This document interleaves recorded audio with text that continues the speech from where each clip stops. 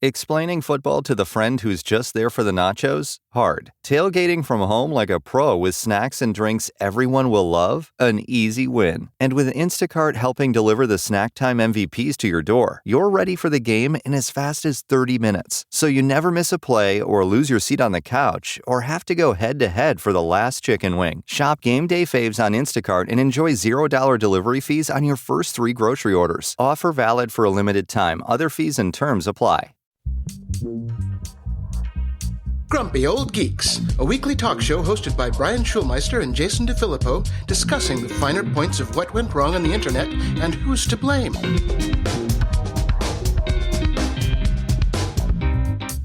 Welcome to Grumpy Old Geeks. I'm Jason DeFilippo. And I'm Brian Schulmeister. Brian, I'm back in my old studio today. Congratulations. Thank you. It's been sitting dormant for months because I haven't been able to rent it out, and I just gave up the ghost. But the other reason was my roommate pointed out, it's winter, and it gets cold in the garage. I went out this morning. It was 48 degrees in the garage. And I'm like, I love doing this show, but not that much. So here we are. Well, you're paying for the studio anyway, so you might as well use it. Yeah, long story on that one. Got fucked over. But anyway, let's move on. What do you got for us today, Brian? Well, beep, beep, beep, beep, beep, beep. We've got yet another class action lawsuit, and we all know my opinion on this. You need to take these companies for whatever money is offered because, God damn it, it's your damn job to do it. And quite a few of our listeners may or may not have used this app, Cash App, which I personally... I have. Yeah. There you go. Well, heads up, if you've had a Cash App account over the last 6 years or so, you may now be able to claim thousands of dollars as a result of a class action settlement. The company proposed a $15 million settlement earlier this year following the 2 security incidents that they've had. Kind of bad if it's a Cash App. Yeah, so it really is. If you're eligible to make a claim, you only have a few more weeks to do so. This is a consolidated class action complaint that alleged that Cash App and parent company Block failed to enact sufficient security measures to prevent data breaches. They've denied any wrongdoing, which is why they're ponying up $15 million. Okay. $15 million doesn't seem like that much money. Yeah, but they say the settlement is not an admission of liability either. So if you've had an account between August 23rd, 2018 and August 20th of this year, you will be able to get some. The settlement will cover up to $2,500 of out-of-pocket costs stemming from the breaches, as well as up to 3 hours worth of lost time at $25 per hour. Excuse me, I make more than $25 an hour, so what the hell? Yes, those few hours that we work. We have to sue Jack's beard instead of suing Cash App. Yes, I agree. So there it is. Go get it. Link in the show notes.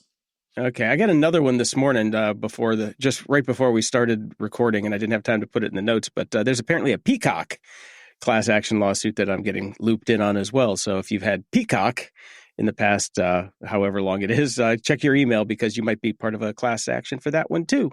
All right. I don't think I've ever actually paid for Peacock. So I did for a while. Right. That was one show that I wanted to watch. And that was it. Yes. Isn't this new brave world of streaming awesome?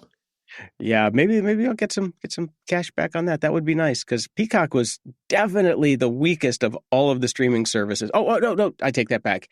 A&E Plus was definitely the worst. There was only Interview with a Vampire, and that was the only show on there. But Peacock's second worst.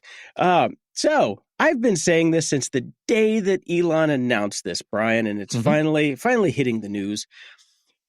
Tesla's decision to rely solely on camera-based sensors for its full self-driving technology is under scrutiny because unlike competitors using LiDAR and radar, Tesla did eliminate ultrasonic sensors back in 2022, opting exclusively for cameras. The approach has faced criticism, especially after incidents where FSD-equipped vehicles failed to detect obstacles in low visibility conditions like fog or sun glare. I don't know if you saw the video going around this week, Brian, but it was of a Tesla driving at night that just plowed down a deer, a little baby deer, about the size of a small child. Fucking Bambi. Killed Bambi. Fucking Bambi. I know. So the National Highway Traffic Safety Administration is investigating 4 such collisions, including a fatality, potentially leading to a recall of, wait for it, 2.4 million vehicles. Okay. Now, we know recall means not really recall anymore, so... means press the update button. Experts suggest that weather conditions can impair camera performance, posing challenges for Tesla's planned robo-taxi service, which we know is never going to be here. Yeah. Yeah, despite CEO Elon Musk's long-standing promises of imminent fully autonomous vehicles, Tesla's FSD technology continues to lag behind competitors like Waymo. Yeah, we know. We know because we follow Waymo. Yes. So, I said from the get when he said we're taking away LiDAR, it's like, no, that's the thing you need. You need depth perception. I don't care how many cameras you have. You're not going to get proper depth perception. And that's what you need for cars. Yeah, you're going to need your car to work in fog. Mm-hmm. I'm just saying, especially if you're trying to go for San Francisco. I saw a hack this morning on Instagram. Somebody was, it was basically a fog driving hack where somebody was holding up their iPhone to the window because it cleared out the fog. It made it look much better. So they were looking at their iPhone while they're driving through the fog. It was great. Who knew? The Tesla needs a Rudolph. In the news...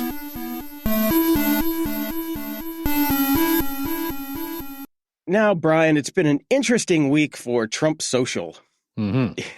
It is now apparently has transferred over to meme stock land because there's two headlines which I loved. First one was Trump social media company is now worth more than Musk's X after recent surge in stock price. Yeah. Now this was early in the week, yes, and so it saw Trump Social jump to over $10 billion in value. Now, the funny part about that is X is now only worth $9.4 billion. What's the bigger headline there? Yeah. It was $44 billion. Now it's $9.4. That's a lot of shareholder value that just went out the window. Yep. That made the mainstream news. That's the only reason I found out about it, because it was on the LA news. I'm like, wow, that's interesting, sort of. And then, of course, at the end of the week, Trump loses $1.3 billion in net worth after the worst ever day for his social media stock. The meme giveth, the meme taketh away. Yeah, I haven't really been following. I got really depressed when you posted the first one about it going up and just doing really, really well. And I got really happy when you posted the second one where it tanked, because as Scott Galloway has long since claimed, and I also believe, I think that the stock price for True Social, which, yes, it is a meme stock. I would actually more consider it a political stock, because his belief is that this is going to be a harbinger of the election. The better his stock does is the better chance that he has of winning the election. The worse his stock does, the worse chance he has, because basically nobody in their right mind would actually fucking invest in this company. It's purely putting your money in Trump's mouth. Right. It's a campaign contribution for the most part. Exactly. That's all it is. So yeah. So good to see it go down. I'm happy about that. Okay. Hopefully somebody shorted it. They actually use a different term for it for True Social. It's small handing it. Okay. Nice. Yeah, thank you. Got some breaking news, Jason. Standing desks are the new eggs. Are they as delicious, though? Absolutely not, unless yours is made of chocolate. Ooh. Yeah, so this just came out. There's been a massive series of studies about this. And as we know, the global market for standing desks is booming, projected to reach $12.6 billion by 2032. I am sitting at a standing desk right now. I am standing at a standing desk right now. But yeah, I know you've got it as well. Now, I put a bunch of stuff in here from the article. You might want to go read it yourself if you're interested in this and following it. This was a study from Australia, which involved over 83,000 participants, which is not insignificant. Mm-hmm. And the TLDR on this is just standing or just sitting are both bad. You need to move your ass. Duh. So basically, you need a treadmill desk. Had one of those. Yeah. It's hard to work when you're doing that. It really is. So you get used to it. But honestly, just move around a lot. If you're standing in one place and not moving your feet, you're going to get the same problems. Yeah. It's never been about always standing or I always switch it up. That's why I got the motorized one, 7 or 8 years ago. Yep. I got a motorized standing desk with a really nice chair. So I sit for about 20% of the day and I stand for about 80%. And about out of that 80%, 20% is on a Bosu balance ball. Yeah, I try to follow the 40-20 rule, where I'm working for 40 minutes, I get up and walk around for 20. I know that's hard to do for some people, but yeah. Mm-hmm. Yeah, it works. Yeah. It really works. So don't do either for a long time. It's almost kind of a no-brainer. But I mean, to be fair, standing desks have marketed themselves as healthier than a normal desk, and not really true. I don't know about that. I think they definitely are. But it's all about the dose, The poison is in the dose. Mm-hmm. Well, let's shift gears a little bit here. We've got some Facebook news. Mm-hmm. In a troubling development, anti-government militia groups are using Facebook to recruit and organize openly ahead of the U.S. election next week. So just like the last time, except... Yeah, pretty much. Extremist groups like the 3%ers are discussing Civil War preparations, 3% because that's as high as they can count, including ballot box stakeouts to monitor election activity. Meta, Facebook's parent company, has reportedly banned such groups, but data from the Tech Transparency Project reveals over 260 Facebook groups and pages are still in use by militias since 2021, with some pages, wait for it, Brian, even auto-generated by Facebook's algorithms. I had no idea that was actually happening. I mean, not even just for militia groups, but just in general, the fact that Facebook's algorithms is auto-generating groups that they hope people will populate. I hate Facebook. Yeah, this is an old thing. I thought they got rid of the practice, but yeah, they've been doing that for, God, a long, long time, obviously. But yeah. I remember when they were doing this, and I was like, what? They were pre-populating it with content from around Facebook. So when somebody stumbled upon it, the Knitting Ponies group, they could have one ready and spun up and ready to join. They're like, oh, you're the first person to join. Would you like to run the whole thing? Sure. Great. It's going to be a fun election year. I'm happy to be out of the country for this one. I bet. Yeah. Well, I got some pink slip news, Jason. We haven't done that in a while. For the second time in less than 2 years, Dropbox is laying off a substantial portion of its workforce. In a blog post penned by CEO Drew Houston, the company said it would cut its global headcount by 20% or 528 employees. Not insignificant. They will provide impacted workers with up to 16 weeks of pay, with tenured employees eligible for one additional week of pay for each complete year they worked at the company. All impacted employees will see their year-end equity vest, and the company will provide dedicated support to immigrant workers with one-on-one consultation and extra transition time. Okay. Houston wrote, we continue to see its softening demand and macro headwinds in our core business. But external factors are only part of the story. We've heard from many of you that our organizational structure has become overly complex, much like my Dropbox itself, with excess layers of management slowing us down. Partway through last year, they had laid off 500 employees, which was 16% of its workforce at the time. Basically, the theme here, compared to what he said at the time, they did the previous layoffs, slowing growth, which makes sense because basically cloud storage is dime a dozen at this point. Exactly. I mean, I went back to it after I was using iCloud I was using Dropbox forever. Then I went to iCloud because iCloud was included in all my stuff. iCloud sucks for a lot of things. The main fact is that you can't force an update like you can with Dropbox. So I went back to Dropbox. So I pay Dropbox, but I just pay them a little less than I used to. That's all. Yeah. I still like the product. I'm not.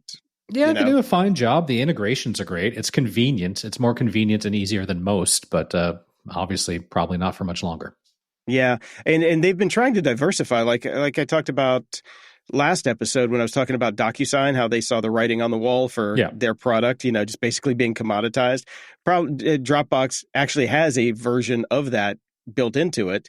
And the problem is that they're just trying to decommoditize themselves by adding on other commoditized features. So it's like there has to at some point there has to have some innovation along the way, And I think what we're seeing here too is that there's a lot of extra headcount after the pandemic, and a lot of companies are still trying to figure out how to reduce that headcount. It's just taken some longer than others, I guess. That's true. All right, well, let's get into the AI segment. It's unavoidable these days. We have to do it every single time, but this one is a bit of an eye-opener for me. We've talked a bit about OpenAI's Whisper. I think you even ran some of our podcasts through it every now and then. I use it every week. They use it every week. Have you been double-checking its work, Jason? Oh, absolutely. I actually, continue, Brian. We'll talk about it in a second. Okay, as this article states, imagine going to the doctor, telling them exactly how you're feeling, and then a transcription later adds false information and alters your story. Apparently, this is happening a lot with people using OpenAI's Whisper. Over a dozen developers, software engineers, and academic researchers have been looking into this and found evidence that Whisper creates hallucinations, which is inventive text in this case, that includes made-up medications, racial commentary, and violent remarks, according to ABC News. In the last month, open source AI platform Hugging Face saw 4.2 million downloads of Whisper's latest version. This tool is also built into Oracle and Microsoft's cloud computing platforms, along with some versions of ChatGPT. Harmful evidence is quite extensive, with experts finding significant faults with Whisper across the board. So, basically the TLDR on this, and there's a lot of examples in this article, is it's fun. Is it ready for prime time?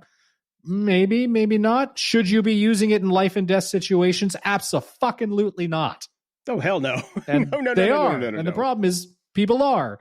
Yeah. Over 30,000 clinicians and 40 health systems are using Whisper for medical transcription right now. Oh, you should not do that. Well, they are. Do that. No, they are. So, it's one thing to throw a podcast in there and spit it out. It's another thing to be doing banking. People in banking are using it. People, obviously, in the medical situation are using it. Bad. These aren't finished products. We all know this. It's in the news every fucking day. And it's free. It's free. Don't trust anything free. I don't want any of my medical stuff shouldn't be going through free systems. Or WordPress. Or Linux. Never use Linux. It's free. What the hell's wrong with you people? Kidding.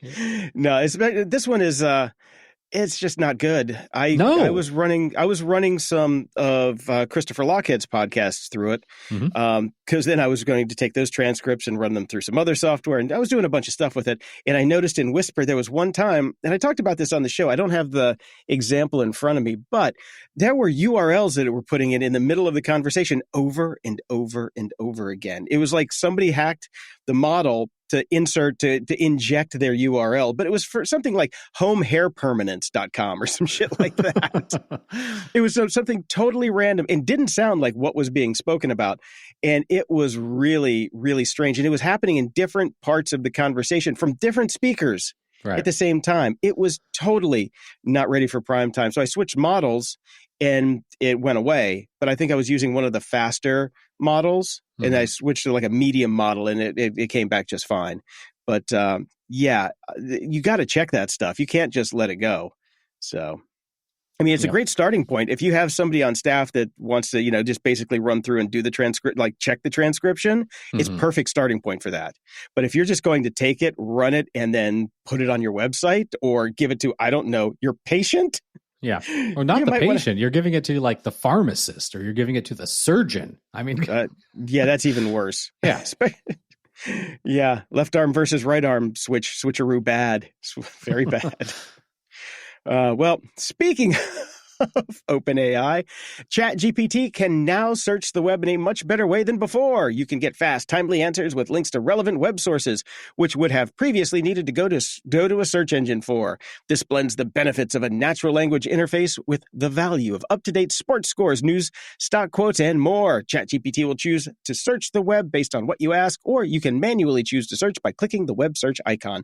That is directly from their press release, and it showed up in my ChatGPT app yesterday, and I've been giving it a go, and it's not bad because it actually lists the sources as well, kind of like Perplexity does. Right. There are some that have obviously blocked it.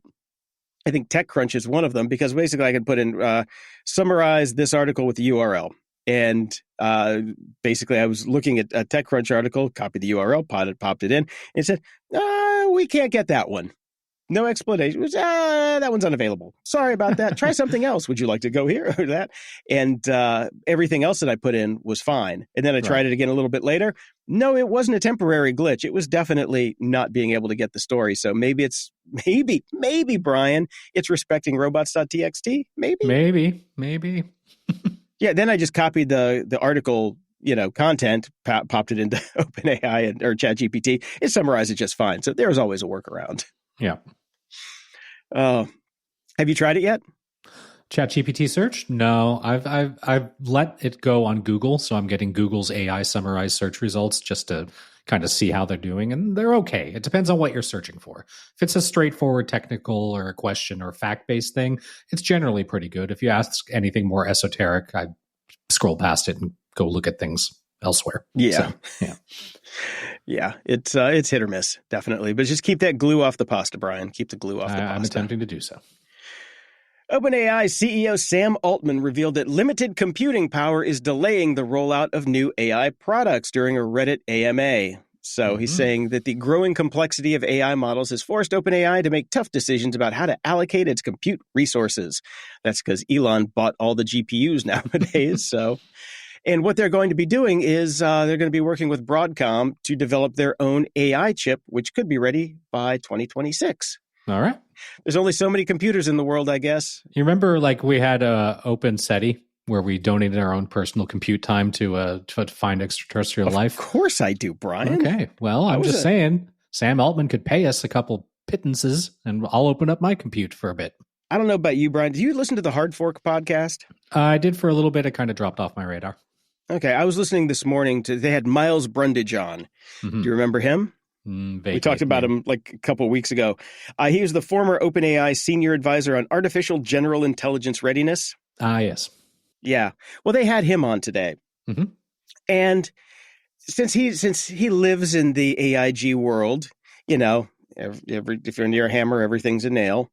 He was talking about how the world is going to change when we do have artificial general intelligence. And I just want to know what the fuck he's smoking, and can I get some? Because the way he's explaining it, we just watched the episode 2 of the latest season of Lower Decks, where there was this post-scarcity world, and everybody's like, "Woo, this is fantastic! We got replicators. We don't need to do anything anymore." Yep. This guy he's in his head. AIG is going to be like, we wake up one morning and we have replicators, and people are going to be able to retire. There's going to be, the economy is going to be phenomenal across the globe. Everything is going to be great. And I'm like, is your AI going to come replace the tile in my bathroom? Yeah, that's the thing. That's the thing about these people that have drunk their own fucking Kool-Aid with this stuff. It's what do you need? What do you need in life, Jason? You need food. Okay, we need a replicator for that. Fucking artificial intelligence isn't going to solve that. You need clothes. Ditto. Okay, maybe robots can make some clothes so it's a bit cheaper, but still got to pay for those robots. And you still got to make the robots. Still got to make the robots. Got to fucking lube them up every now and then. Somebody's got to do all that sort of stuff. Still got to get all the raw materials. That isn't created by the robots. Housing, ditto, same thing. Maybe they can build the houses. Somebody's got to get the fucking lumber. Somebody's got to pay for the lumber. It's all such a load of shit, you know? Yeah. And it's just so fucking stupid. And you know, the rich thing about this is literally it's only the rich guys that talk about this utopia. It's the ones that are living in a current utopia on their taking their money baths that are telling us that we don't need to be worried about this. 110%, man. And it's like they have such a narrow view of the world. It's like, go outside. Is your AIG going to clean the fucking man poo off the sidewalks in San Francisco? No, it's not. No, so, it's not. I don't know what it's. It has its place. It's doing some interesting things. Some things it's obviously not doing, like we just covered with Whisper. You know, if it can't do a transcription, how is it going to rule the world, Brian? Yep. That's all I want to know. If it can't do a basic transcription and understand our language, how is it going to rule and run the world? And I can't remember who I was listening to. I have kind of upped my tech podcast listening recently, but I can't remember who it was, but somebody said something along the lines of, I'm really tired of the hypocrisy of all these people that have stayed 2, 3, 4, 5 years within AI companies, made $100 million, and now that they've got all their money, they're out there talking smack and worry about this. That's also happening. I'm sick of that. That was our show 2 weeks ago. Well, everything I hear on every tech show was our show 2 weeks ago. Exactly. No, we literally talked about that 2 weeks ago, and I'm sure it's probably Scott Galloway, because you still listen to him, don't you? No, I went back to do just the kind of what you should be doing with AI special series that they're doing, but I can't listen to the normal show anymore. Okay. I think it's a general sentiment now that we've all kind of pulled the curtain back, and we've seen the fact that these guys, once they cash out, that they're good. They're all good on highlighting the badness in the room, you know? Well, as you were just saying, if we Whisper AI can't even do transcripts correctly, we should be a little bit worried. Apparently not Sundar Pichai. He's not worried what's at all. What's Sundar up to now? Good old Google CEO Sundar just revealed that AI now generates more than a quarter of its new code for its products, according to a company's earning call transcribed by Ars Technica. So maybe they got it wrong if they used AI transcription. I hope they got it wrong because it's going to make me stop using Google products. I'll tell you that much. Shai did say that human programmers oversee the computer-generated code, which is something. The CEO noted that AI coding helps with boosting productivity and efficiency, ensuring that engineers do more and move faster. There's no two ways around it. 25% is a lot, and Google is just one company relying on AI algorithms to perform complex coding tasks. According to Stack Overflow's 2024 developer survey, over 75% of respondents are already using or planning to use AI tools to assist with software development. Another survey by GitHub indicated that 92% of US-based developers are currently using AI coding tools. This leads us to the rampaging elephant in the room, according to this article. As AI continues to gobble up coding tasks, human experience starts to dwindle. This could eventually lead to a decreased knowledge base in which humans don't know how to fix errors created by AI algorithms that were in turn created by other AI algorithms. So here we go. The Ouroboros of confusion, where it's nearly impossible to detect bugs amidst generations of AI code. Fun times. Exactly what we said about a year and a half ago. Yep. The exact same thing. Exactly the same thing. Amazon is also doing the same thing. We just covered that about 3 or 4 weeks ago, where they're using they're using AI to upgrade their Java installs. That was the article that they're talking about. But yeah, if you don't have the requisite coding skills to know what you're looking at, then how are you going to fact check anything? It is the slippery slope, Brian. It is the slippery slope down into the mouth of the Ouroboros. Or is it the anus? We don't know because it's all the same. Yeah. Good times. Well, yep. In a move shaking up the AI industry, the Open Source Initiative, or OSI, has released a formal definition of open AI, sparking debate with companies like Meta. The OSI now requires fully, quote-unquote, open AI systems to provide access to their training data, code, and model settings. Are you saying if you're calling yourself open AI, you need to actually be open? Exactly. Which we've been saying all along, that Facebook is releasing these quote-unquote open source models that aren't. Yep. So that's what they're coming out saying. And so this is just going to lead to everybody going, OSI who? Exactly. You're not the boss of me. And they're really not. Yeah. So they're really not. Yeah. Well, I'll just close out news with this story. Elon Musk fans are losing so much money to crypto scams. Elon Musk isn't just the richest person in the world. He's also an investor in cryptocurrency. And the fact that Musk very publicly promotes crypto, especially his dumb coins that don't do anything, means a lot of people on social media don't find it suspicious at all when they see videos of the billionaire promising to make them rich with some shady crypto investment. Deepfake videos of Musk hawking crypto are incredibly common on sites like Instagram, YouTube, TikTok, blah, blah, blah, all the socials, including X. I guess they can't even clean it up there. Nope. And Gizmodo has attained official complaints with the often shocking stories, and they're published in the article linked in our show notes. And I scanned through this. Holy shit. That bad? A, people are fucking dumb, and B, they're really, really, really losing a lot of money. As the article points out, it's actually kind of shocking when you read through the FTC complaints. People reported losing hundreds of thousands of dollars in relatively short periods of time. Yay. Man. The funny thing is they're only kind of banging on about the deepfake videos of Musk hawking crypto as opposed to the real videos of Musk hawking crypto, which he also does. See, that's the point. Was it Elon or not? Come on. Can you really tell? Not anymore.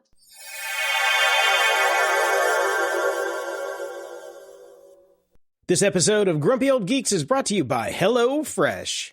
The holiday season is creeping up fast, and I don't know about you, but I'm all for anything that keeps the stress down.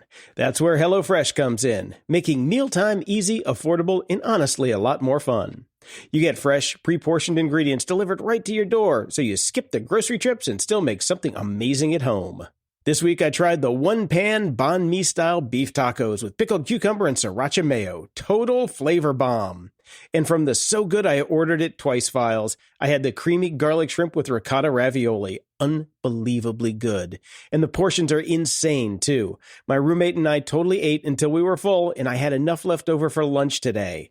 So why not give it a try? You can step out of your recipe rut with HelloFresh's rotating menu of 50 recipes, or even customize it to get just the right mix. And if you're craving a little extra, check out HelloFresh Market, where you'll find over 100 add-on items, including Thanksgiving goodies.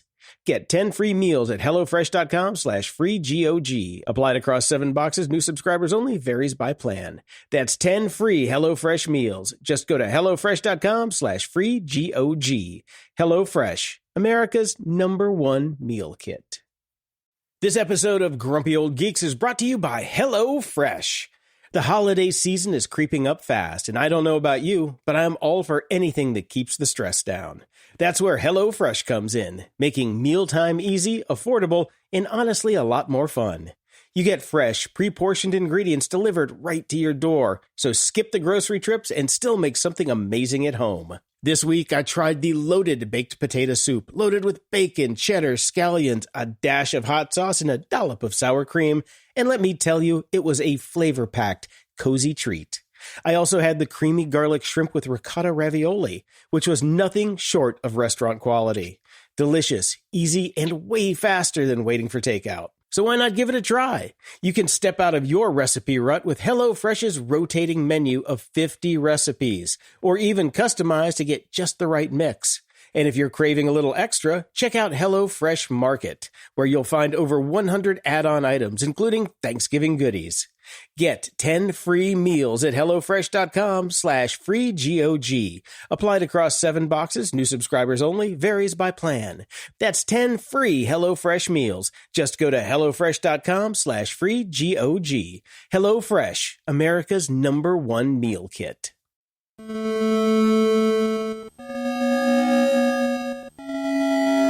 Media Candy.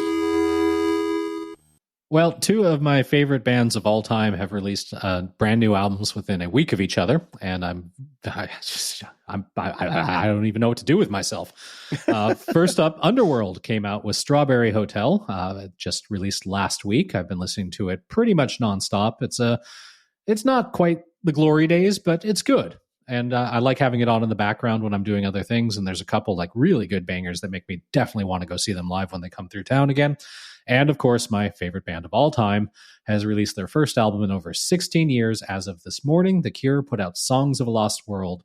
And let me tell you the kind of disconnect I had in my life when I put on NPR this morning, as I usually do. And NPR is talking about The Cure and does an interview with Robert Smith. NPR.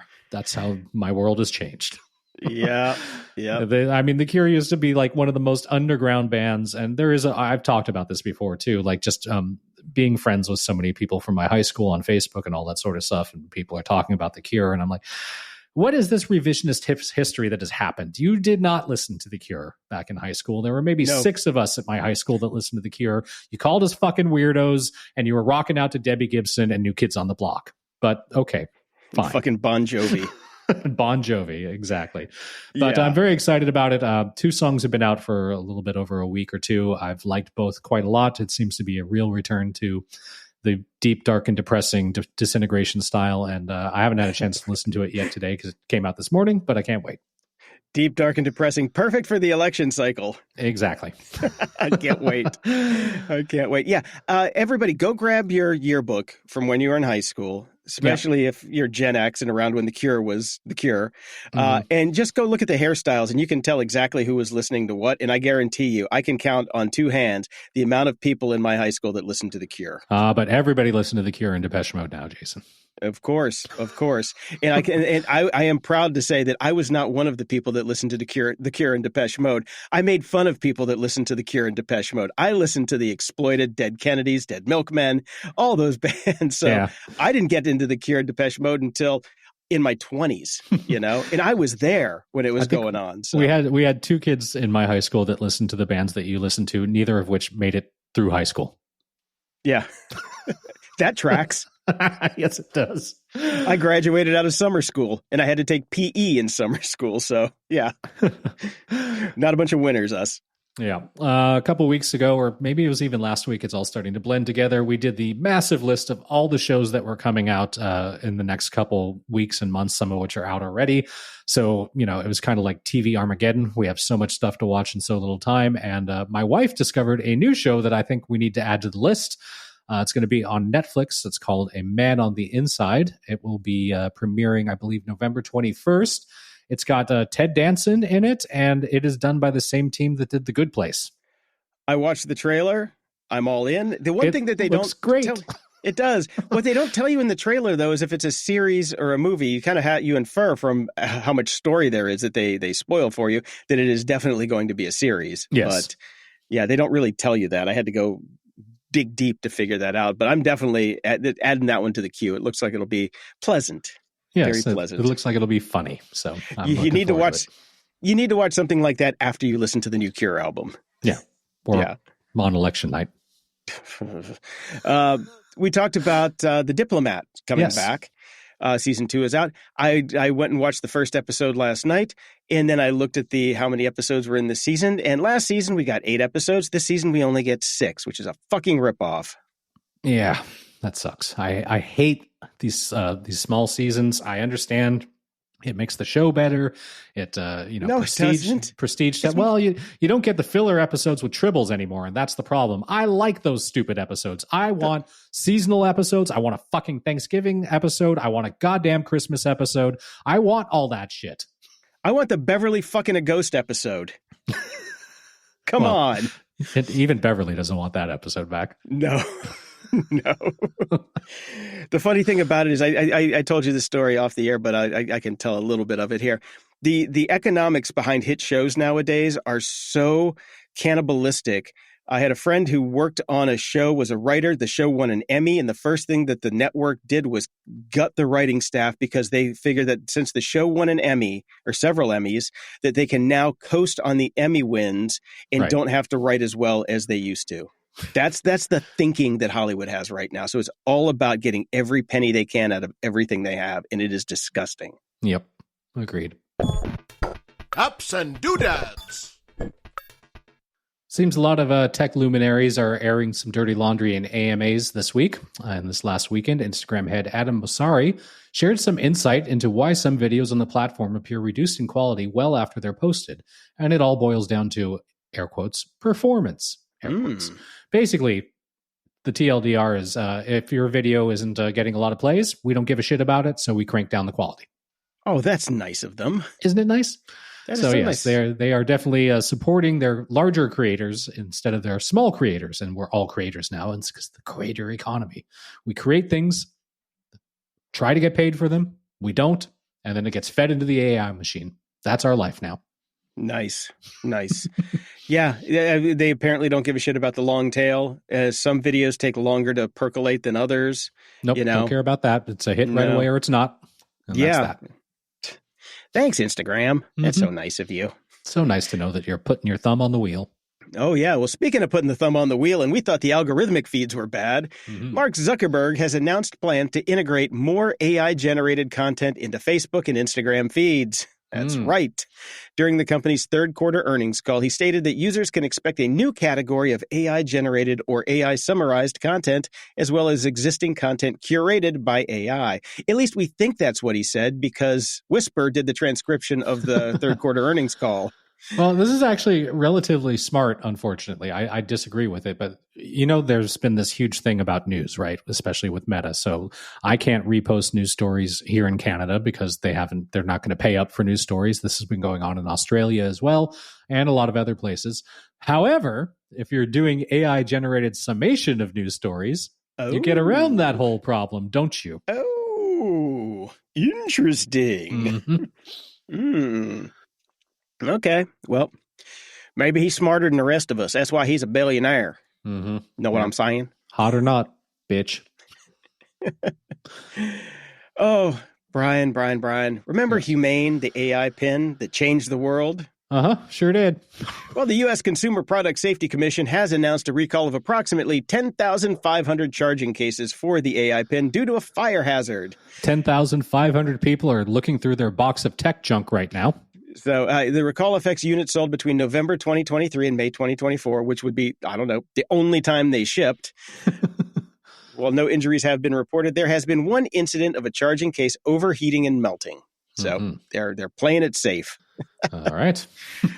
Otis Chandler, a name I'd never heard of before, he's a co-founder of Goodreads. Mm-hmm. He has launched Smashing, an AI-powered app that curates web content, including news articles, blog posts, and podcasts tailored to user interests. The app introduces an AI questions feature, enabling users to explore different perspectives on stories, such as political viewpoints or investment analysis. Users can create multiple interest feeds and engage with content through upvotes and downvotes, refining the app's recommendations. Also, this was one of the other people that were involved with this is Jeff Veen, who is web royalty. He was one of the godfathers of web usability back in the day. He was at Hotwired initially. He'd written a book. I've met him a bunch of times. We ran in the same crowds when I was in San Francisco. I expected a hell of a lot more from old Jeff. But I got to say, it looks good. It works good. Like the UI works really well. The app itself is a steaming pile of dog shit. Have you tried it yet? I haven't tried it. There was one a while back that was kind of news related that was very, very similar, and I can't remember what it was called. But what I discovered is I don't want it. I don't want curated news. I just want news. I want to curate it myself in my brain in the time, so I'm not in a fucking echo chamber. And I'm not only seeing music and soccer news, which is what happens if I let something curate for me. Well, it's supposed to get smarter, Brian, as you go. It doesn't. It's tailored to your interests. No, you just go down a black hole of specific things and you don't get a big picture anymore. I want the big picture. I don't need this. No, thank you. I'll just go fix Goodreads. Seriously. Why has nobody, I know we say it all the time, why hasn't somebody rebuilt Goodreads? But because there's probably no money in it. There's no money in it. Yes. Yeah. The only money comes from selling books on Amazon and getting an affiliate deal. Well, Goodreads is owned by Amazon. Monopoly, anybody? So try and get, a sweetheart deal from Amazon for selling books on your platform versus Goodreads. Never going to happen. Nope. Anyway, that one that you're talking about, that was with one of the co-founders from Instagram. I can't. The name is. I'm blanking on it. I'm blanking on it too because I deleted it so long ago. I know. We deleted it when they introduced gamification. Oh yeah, they did go out of business. I remember that they decided to shut down whatever that company was called. Yeah, that's. Was it called Ello? No, they're still selling T-shirts. No, actually, Ello's gone. It's like some kind of teaching app now or something like that, some kind of nonprofit. I'm blanking on that one too because it's a reading thing. It's a kids reading program. That's it. That's what it was. Yeah. I've ran out of shits to give about it, unfortunately. But yeah, Smashing. I've tried it, and the problem is, I do get the same articles over and over again, and they're all old. It's not breaking news. I need breaking news, and. I've read everything. I've literally read everything that they've recommended already. So it's like, okay, well, you're useless to me. I'm perfectly happy sticking with Apple News. I just launch it. I don't ever click on anything. I don't give anything a thumbs up or a thumbs down. So I just get default settings. I want to talk a little bit about SetApp today because I love SetApp. Mm-hmm. There's a link in the show notes to go sign up. We get a little coin if you do sign up, but I do love it for its own purposes. Before we were even an affiliate with SetApp, I've been using it. I was listening to the Mac Geek Gab podcast this week, who we also partner with for a little scratch my back, I'll scratch yours, but I legit listened to the show too. They talked about an app called Marked that you can get on SetApp. Marked is a godsend for me because I use Markdown in some of the apps that I have, like Obsidian. And trying to get Obsidian to export text the way that I want it, does not work. Period. It is a nightmare to get. I have a nice formatted piece of text in Obsidian. I want to export it into an email, and it gives me all the markdown shit. And I don't want that. There are things that are supposed to fix that, like plugins for Obsidian, that don't work very well. Marked, on the other hand, fixes that problem and lets you export it in a variety of formats. And you can get that on SetApp today if you want. But for the Markdown people, I talked to some people in our Discord chat about this. They had the same problems. And it's a nightmare getting Markdown to do what you want it to do outside the app that you're in, unless the app that you're going to is another Markdown compliant app. Right. And my love for Markdown, Brian. I just love it to death. But this week I was going down this all came top of mind because I was just listening to the Mac Geek Gab podcast episode, the latest one, when they were talking about Marked, because I was wrangling with my Obsidian subscription for Sync.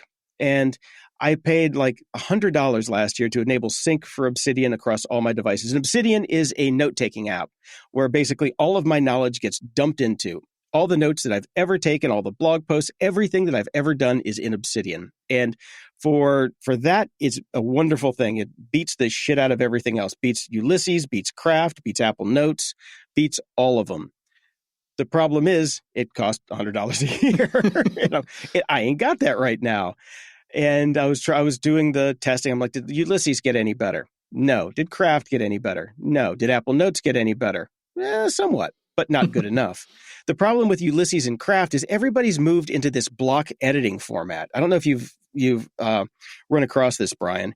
We're used to text editors, where you have a paragraph. You put your cursor in the paragraph, and it puts the cursor. You click, and the cursor goes right to the spot that you want it to go. Yes. Nowadays, you click a paragraph, and it selects the entire paragraph like it's an object.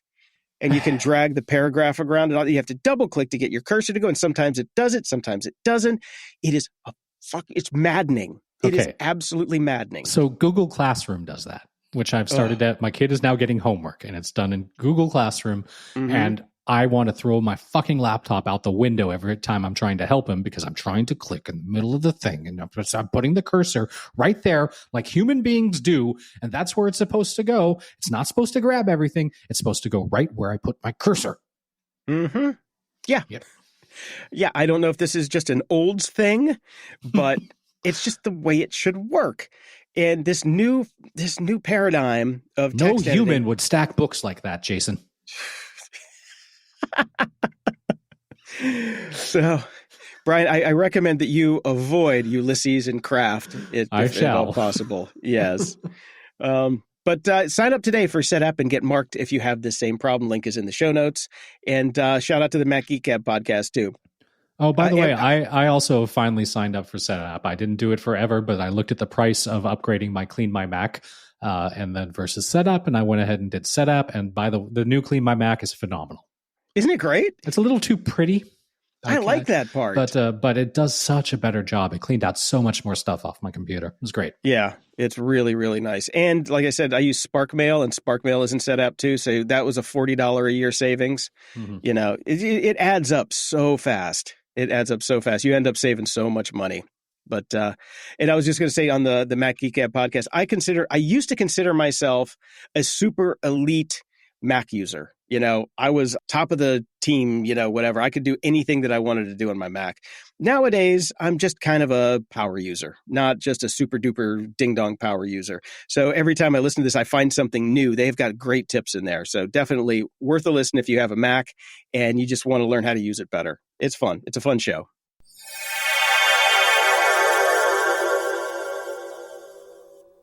Let your imagination soar with Audible. With stories across every genre, from expert advice to fantasy, you'll be inspired to imagine new worlds, possibilities, and ways of thinking. Listening can even lead to a positive change in your mood, habits, and overall well-being. As an Audible member, you'll get to choose one title a month to keep from their entire catalog, including bestsellers and new releases. Allow yourself to delve into the spooky this season by listening to classics like Stephen King's The Shining and Pet Sematary. There's more to imagine when you listen.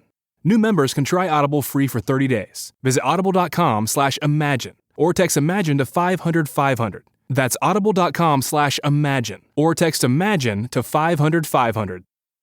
Are you struggling to close deals? Cold outreach is wasting the time of both the buyer and seller at every stage, especially when sellers are using shallow and outdated data. Your organization can overcome these challenges with technology that translates comprehensive, high-quality buyer data into real-time insights. These deeper insights empower sales reps and teams to adopt the habits of top performers, which leads to better outcomes, like more pipeline, higher win rates, and larger deals. We call this deep sales. And we've built the first deep sales platform with the next generation of LinkedIn Sales Navigator. Right now, you can try LinkedIn Sales Navigator and get a 60-day free trial at linkedin.com/trial. That's linkedin.com/trial for a 60-day free trial. Let LinkedIn Sales Navigator help you sell like a superstar today. Just go to linkedin.com/trial and get started. At the library. Well, I didn't beat the wire on my Amazon Kindle Unlimited free trial to finish the series, Echoes of Extinction series by D. Ward Cornell. I didn't feel bad about it because I'm sure they get like pennies on the dollar if you're part of Kindle's Unlimited. So I bought one of the 4 books, put a little money in his pocket, I think. Yeah. So I think that worked out pretty well. Probably still pennies on the dollar. Still pennies on the dollar, but a few more pennies. I read book 4, the final book, Destiny, from the Echoes of Extinction series. I'm glad I read the series. I'm glad I'm done with the series. It was a little, it wasn't the best writing, some good ideas. The main character was just wildly implausible and almost kind of, well, no, I'm not going to say that. Never mind, because I did enjoy the series. What I will say about it, though, is I think he got bored with the series because that is one of the fastest fucking endings I've ever read in my life. I thought this book was kind of it was gliding into an end. And then I realized that I have like 5 pages left. I think he just went, I'm so fucking tired of writing this shit. Done. He expansed the ending. He totally did. It was just like, it went from like, it could have easily gone another 100 pages and fleshed out some stories more and given a more satisfying conclusion. Instead, it was just like, almost like like waving a magic wand. All right, and everything's solved and we're done here. Okay. Thanks. Okay. So I think that pretty much killed any idea of this one getting bought up for a series or a fucking movie, because the ending is just wildly implausible and comes out of nowhere. Well, if the guts are good, maybe, they rewrite that shit anyway. So, or they just Battlestar Galactica it. That's true. I picked up the new book, Nexus, A Brief History of Information Networks from the Stone Age to AI by Yuval Noah Harari. Haven't started it yet because it's going to be a long one. I picked it up and I put it back down. No, but what I did pick up this week and put back down was Polo Stand, the new Neil Stephenson novel. I gave it a shot. Mm-hmm. I tried. I listened to like the first hour of it on Audible, and no, absolutely not. Could not get into it. Could not get into the alternate history shit. I'm like, no. Yeah. It's too confusing. It's too confusing for my old ass brain, I guess. And I just don't care that much. The characters were not that. It didn't hook me. It did not hook me one bit. So all right, I don't even think I'm going to try it then. Yeah, I mean, I have a certain threshold for giving a fuck about characters nowadays, and Neil just does not meet that criteria anymore. I'm sorry. I loved his old books. Diamond Age, still one of my favorite cyberpunk novels of all time. Yeah. Snow Crash does not have legs, by the way, but this was just, not for me. All right. Fair. I was a bit worried that Christopher Moore was heading that way as well, another one of our favorite authors, and because the last few books didn't really grab me as much, but he did announce a new book, and judging by the title and the cover, I think we're going to get a return to form there. So okay. Lamb 2? Kind of. Lamb 2, The Resurrection? I think it's more in that Fool's universe that he did, which is pretty good. So that's a fun universe, yeah. Yeah, that's fun. The Dark Side. Ha! With Dave. Welcome to The Dark Side with Dave, with dastardly dynamic and delightfully devious Dave Bittner. Whether it's decoding all things cyber on the Cyberwire, exposing deception and tomfoolery with Joe Kerrigan on Hacking Humans, diving deep into privacy with Ben Yellen on Caveat, or breaking down industrial cybersecurity on Control Loop, Dave's got you covered. Now, don't miss his latest venture, Only Malware in the Building. This monthly show, hosted by Selena Larson with Rick Howard and Dave himself, unpacks the most impactful malware stories into bite-sized, actionable insights, perfect for tech pros and security execs with a dash of charm and wit. Hello, Dave. Welcome back. We missed you. Hello. Thank you. No, it's good to be back. That's quite an intro, I'd have to say. I need you to be my PR person. I love it. Give me $1, I'll do anything. I know. Exactly. Your rates are reasonable. Yes, they are. So I want to jump into some Halloween talk because we are recording this on November 1st. And I think we probably, all three of us had widely varying Halloween experiences. Okay. I'll start off because mine is very simple and short, and I think we'll lead the discussion here. So we don't answer the door on Halloween because of dogs. We have scary dog. Well, now we just have one scary dog, sadly. Miss you, Bam Bam. So we have a Doberman who terrifies the children. So we put the bucket of candy out front. This year we bought a nice spooky bucket, and we bought an 85-piece bag of candy. By the time it went in the bucket, it was about a 65-piece bag of candy because you do lose something to snackage along the way. Yeah. And we always keep the little Hershey bars because we make s'mores. So anyway, 65 pieces go into the bucket, go on the fence last night. Go out in the morning. I like to see what happens. 2 years ago, they stole the bucket. Last year, the bucket was still there, but there was one Reese's cup left at the bottom of the bucket. We're like, who leaves behind a Reese's cup? That's like the gold standard. Tell me about it. I go out this morning. Out of the 65 pieces that were there were about 50 left. What? And most of which were Reese's cups. You got some weird ass neighbors. Yeah. I'm telling you. And I live in a decent, normal, middle-class neighborhood. Here's the problem, though. I also live next door to Calabasas, which is where all of the rich people are. So I see caravans that used to stop in our neighborhood full of kids, keep on driving, going to Calabasas, where they have full-size candy bars and probably sushi. Right, a sushi chef. Please limit yourself to one roll each. They answer the door, go, trick or treat. Do you have any food allergies? Right. That's how it rolls over there. Yeah. So how'd it go for you guys? Well, I would say our Halloween is, I would describe, fairly typical. I live in a townhouse community, so that makes it very efficient for kids. So they like to come to our neighborhood because houses are very close together. I remember when I was a kid growing up, the first house I lived in was like one of those 1960s suburbs where you have little tiny houses on acre lots. Right. So by the time you came home, you were bathed in sweat from running from door to door. Kids they learned they don't do that anymore. They come to our neighborhood. And on either side of our neighborhood are other townhouse communities, but ours is the nicest of the three. So they all come to us because I think we have the best candy. And my wife is a full-size candy bar giver. But in our court where I live, all the neighbors have gotten together and we put up a little tent. And we have a table and we put all our different bowls on this one table so the kids can come basically have one-stop shopping and just go down the line and get all their candy and off they go. So we make it even more efficient for them to do their thing and move on to where they're going next. Right. My favorite group last night was a group of high school-aged kids. There was 4 of them. 3 of them were dressed as Ghostbusters and 1 was the Stay Puft Marshmallow Man. My son was the Stay Puft Marshmallow Man. Nice. Yeah. Yes. So that was they won the night for me. But that's very cool. Yeah. So typical. I'd say we probably had 100 people, something like that. That's respectable. Yeah. All right. Well, I guess it's my turn.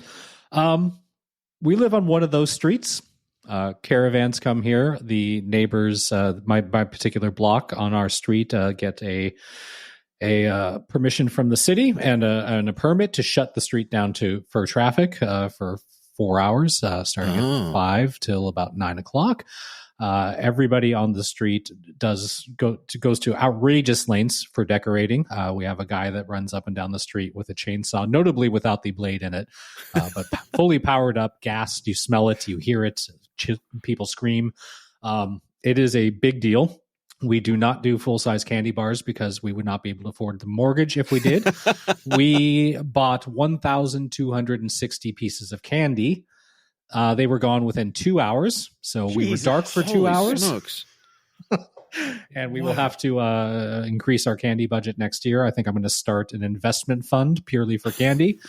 And, Get another job, brother. So yeah, we have a crazy time for Halloween. It is a lot of fun, a lot of kids, and everybody has a really good time. I particularly want to give a shout out to one of my neighbors, Peter, who's about 2 houses over, who sets up an adult drink station for the parents walking up and down the street. Right. I went over with my coffee mug and got some nice heavy poured ciders a couple times throughout the night when I actually had a break from throwing candy into bags. So yeah, it was nuts. It was pretty crazy. Now, when you bought the house, did you know that you were moving into a destination Halloween location? I feel like it should have been disclosed. It was not. One of the first things our new neighbors said to us, because we did move in, we actually moved in about 3 weeks before Halloween when we first moved in. And one of the neighbors came over and said, "You need to go buy candy now." Oh, wow. And that's when we were informed that Halloween is a bit of a big deal on this street. Okay. So Wow. yes, we were not. It was not disclosed. It would not have deterred us, however, because my son has been a big fan of Halloween since he was very little and loves it more than Christmas. I also am a big fan of Halloween. My wife kind of sighs through it all. So Yeah. There's a similar street in Baltimore, in Hamden, part of Baltimore here, that they do Christmas that way, where they shut down the street and every home is obligated to be extremely decorated, and the whole Right. street becomes a place, a destination. But I guess they give out candy canes. But yeah. wow, Yeah, we don't have to do it for Christmas. It was determined that October and Halloween was enough. So, and we don't have enough storage to put all that kind of stuff away. So we do a whole Nightmare Before Christmas theme. We have a 12-foot inflatable Oogie Boogie that we put on our front balcony, and we've got the Jack, and it's just all kinds of stuff. It's crazy, but it's a really I saw good the time. front of your house. You did a good job. It was impressive. Oh, thank you. We worked pretty hard on it and spend an outrageous sum of money. that's fun. But it's We all have for the children. Of course. Of course. We have a single 12-foot tall ghost that we put on the back deck. We have our back deck is 3 levels, 2 screened in, and then one top one that's not screened in. So we put the ghost all the way up on the top there, and he looks out over the lake that our house is next to and kind of lords over the lake. Right. And then he, in a couple of weeks, he'll come down this weekend. And then in a couple of weeks, a 12-foot tall turkey will go up to Nice. replace him on the corner. And then the 12-foot tall Santa. No, 12-foot tall Bumble from Oh, nice. Rudolph the Red-Nosed Reindeer. Yeah. Okay. Yes. And instead of and Bumble actually has a star in his hand. And instead of putting the star on a Christmas tree, he's putting the star on the menorah that sits next to him. So Okay. that's my wife's thing. And so yeah, it's great. And it's nice to have a little place where basically nothing else is, and people seem to like it as they come around the lake. It's a park, and so people enjoy it, and they tell us they do. So, but it's nice to it's a nice excuse also to keep it kind of constrained, to just have the single ridiculously large inflatable thing on the corner of a deck that's 30 feet above the ground. Right. Yeah. Means I don't have to decorate the whole house. Otherwise, you start to slip into Griswold territory. Right. Well, exactly. You should see we're fans of the inflatables. So we have a 10-foot Grim Reaper archway that sits in our gateway in the front for the past month. Ooh. So when you come in, you have to go through the big Grim Reaper, which is kind of fun. Then we've got we've got lots of inflatables around the yard, and I bring out the big LED floodlights so the house is purple at night, and we do it up pretty decently. Yeah. We don't do anything for Thanksgiving because that takes away from the eating time. But for Christmas, we definitely go all out. We've got white Santas, black Santas, white angels, black angels. We've got a 10-foot tall dreidel that goes in the middle of the yard. We hit everybody. If we could find more diversity for blow ups, we would. We do have a Rudolph Rottweiler that goes in the front yard as well. So yeah, we do it up with the inflatables. I think those are the greatest things ever. By the way, easy. When I bought my Bumble last year, I was shopping around for inflatable Bumbles. You know, you're like, oh, look, there's a 6-foot Bumble. That's not big enough. Ooh, there's a 12-foot Bumble. All right, that'll do just fine. You can buy a 40-foot Bumble. Nice. Yeah. It's like $2,000, I think. But you can buy a 40-foot Bumble. And believe me, You've the considered thought crossed my mind. Why not? Well, particularly because I live in a condo association. And so just any time that I can just turn the screws a little bit and just look, it's just a holiday decoration. The rules say I can have a holiday decoration. So can't have a security camera that's out of code, but damn, you can have a 40-foot Bumble. That's right. So, just FYI, yeah, if you're interested, they do exist. And, I think that's a happy thing in this world that you can buy a 40-foot Bumble. Our Walmart up the street has had Christmas decorations up for the past 2 weeks now. And we're looking forward, to kind of get the jump to see if there's any good inflatables in there. And they had one really cool display. And we're like, ooh, how much is that one? Because we wanted another archway to go where the Grim Reaper goes. We want a good one for Christmas. Mm-hmm. And we found we had to go through like 7 people because we couldn't find a price or anything. We finally got a manager and they're like, oh, that's not for sale. We bought that on Amazon. Wow. Yeah, I think a regional manager came through because it is now gone. We don't put stuff up that we can't sell, people. Right. Make me an offer. Yeah, makes sense. That's funny. Well, I put in the link here. I want to say not long before we recorded today, Disney dropped the official trailer for Skeleton Crew, the upcoming Star Wars series with the kids. Mm-hmm. Have you guys watched this trailer? I watched. Yes, I did watch it. Enough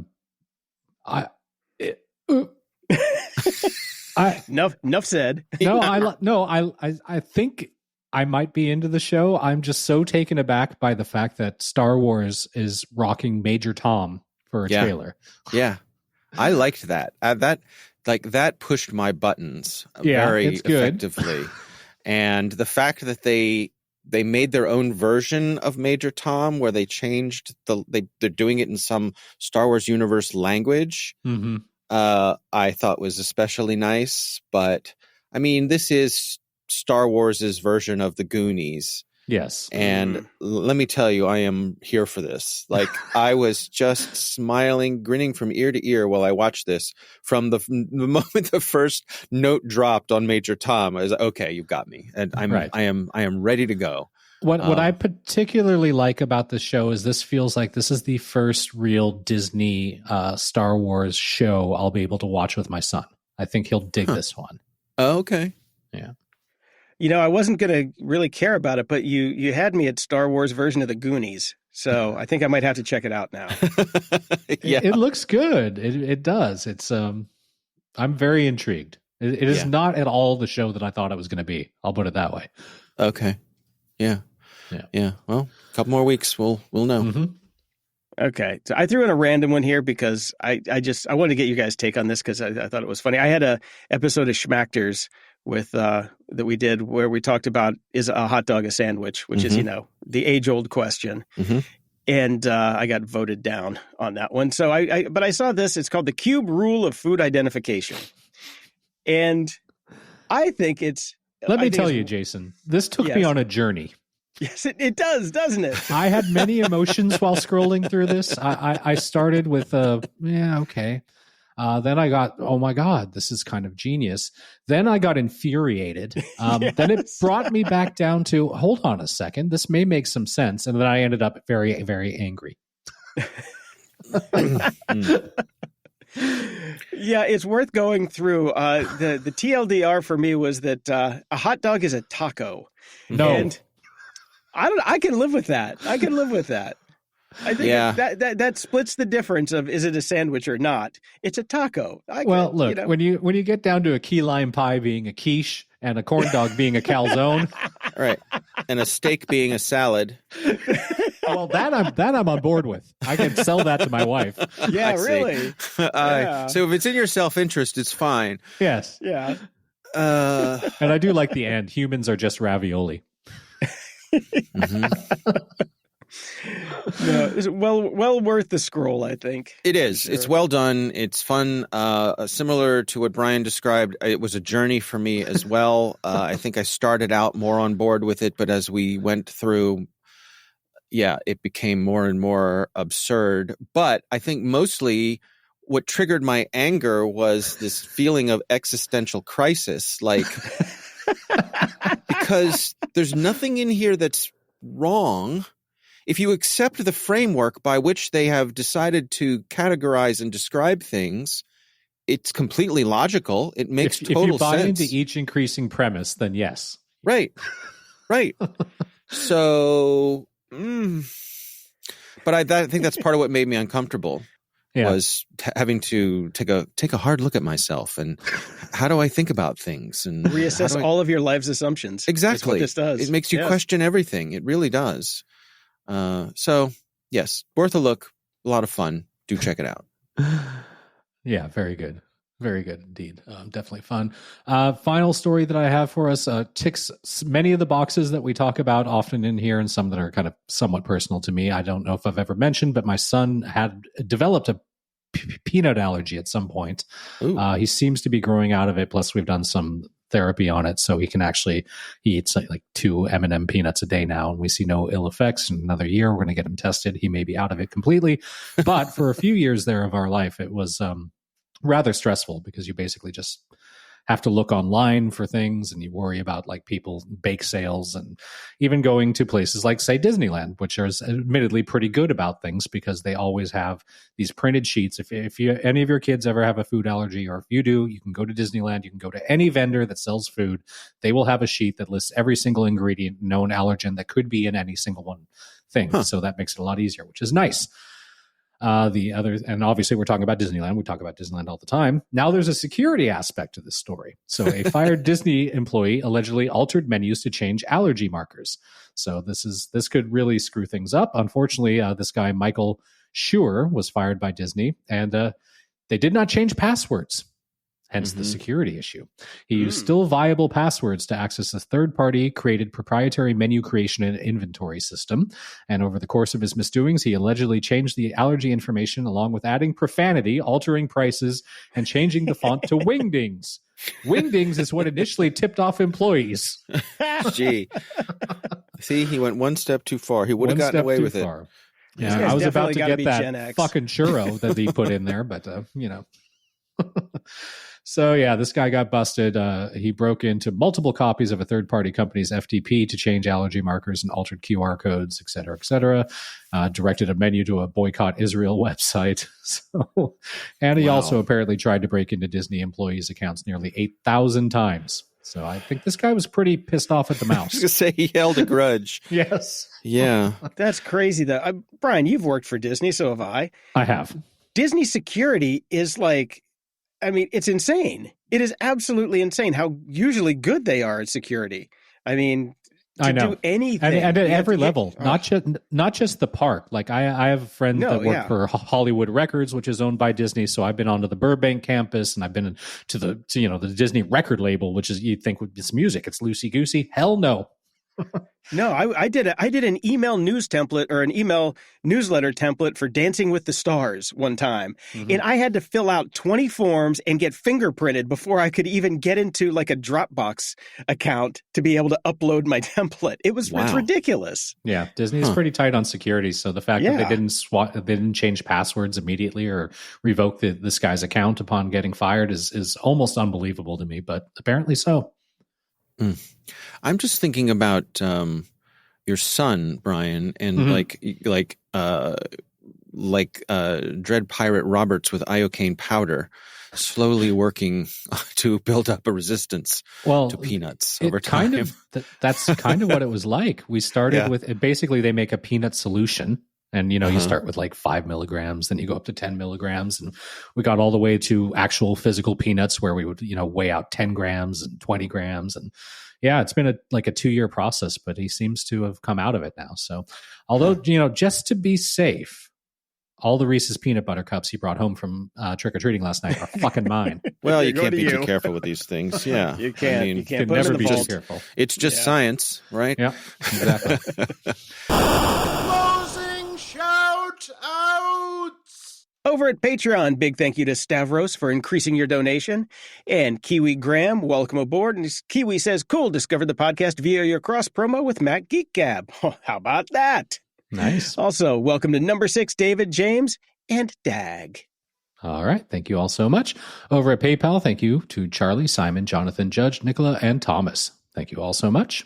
Over at the tip jar, we've got Adam. Thank you, Adam. And just a reminder to everybody, if you sign up for Patreon for a minimum of $3 a month, you can get the show early and ad-free and in high definition. And if you so desire, you can pay for the year up front and get 5% off. Woohoo! Woohoo!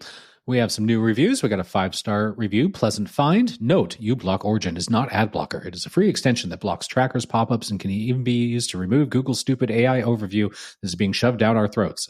And it is and has always been free. I think we got a little confused between the feedback and the review, but we'll take a 5-star review. Doesn't matter. Hey, you want to yell at us for 5 stars? Go for it. Yes. But thanks for the clarification. And we got a 5-star from Tech with Snark. I first started listening to GOG in my 20s. I just turned 40 now. No regrets, 5 stars. Oh my God.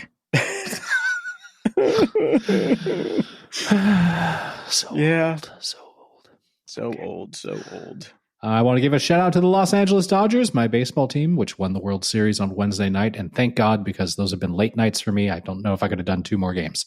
So I'm glad it's over, and we only lost 1 city bus. Not bad, actually, all things considered. It was quite the conflagration, too. If you saw that thing burn, it was like, whoo! Somebody put some accelerant on that puppy. Maybe it was electric. Oh, could have been. Yeah, could have been the batteries. Could have been the batteries. Somebody stole your battery. I say we go get the motherfucker. Deepest condolences to friend of the show, Brian Blondell, who lost his beloved dog, Charlie, after 17 years this week. Sorry, brother. Love you. Hang tough. Yep, sorry to hear it. And Jerry Taylor, co-creator of Star Trek Voyager, has died at age 86. Wow. Good run. Good run. We also lost Terry Garr, star of Young Frankenstein, Tootsie, and a million other things, at 79. She was awesome. So she was awesome. Yep. Until next time, I'm Brian Schulmeister. And I'm Jason DeFilippo. Thanks for tuning in to Grumpy Old Geeks. Dive into the show notes and all the links from today's episode at gog.show/672. Feeling generous? Keep this top-notch entertainment rolling by dropping us a few bucks at gog.show/donate. Every bit helps. Spread the grumpiness. There's a share button in every podcast player out there. Use it to share the show with friends, foes, and everyone in between, and we'll be forever grateful. And if you want to really spread the grumpiness, head over to shop.gog.show and pick yourself up a GOG shirt, mug, handbag, whatever we feel like putting up there that has our faces and logos on it, because, it's fun. Shop.gog.show. And head over to GOG.show to find a link to our Discord channel and chat with us and other show fans. Got something to say? Send your feedback, comments, or awesome links to GOG.show/contact. And send us some love. Leave a review, or apparently just tell us when we're wrong at GOG.show/review. Just drop us any rating and we'll read it on the air, because we're desperate that way, for attention and the love of our fans. That's how it works. And money. Stay grumpy. Today, I've got a treat for all you Apple users out there. It's the Mac Geek Gab podcast. Now in its 17th year, this show is your go-to source for tips, cool stuff found, and answers to all your Apple-related questions. Every week, hosts Dave Hamilton and John F. Braun dive into the world of Apple, offering tech support to listeners just like you. And the best part? They make sure every answer comes with actionable tips that are easy to follow. For example, did you know that if you press and hold the mute button during a call on your iPhone, it'll actually put that call on hold? Or that you can easily bulk rename files in the Mac's Finder by highlighting multiple items and choosing File Rename? These are just a couple of the many nuggets of wisdom you'll pick up from Mac Geek Gab. If you use an iPhone, a Mac, an iPad, an Apple Watch, an Apple TV, or are simply a technology enthusiast, you're going to love learning more about your technology with your 2 new favorite geeks over at Mac Geek Gab. Get your questions answered and have some fun along the way. Visit MacGeekGab.com or search for Mac Geek Gab on Apple Podcasts, YouTube, Spotify, or wherever you get your podcasts. Don't get caught without having Mac Geek Gab in your rotation.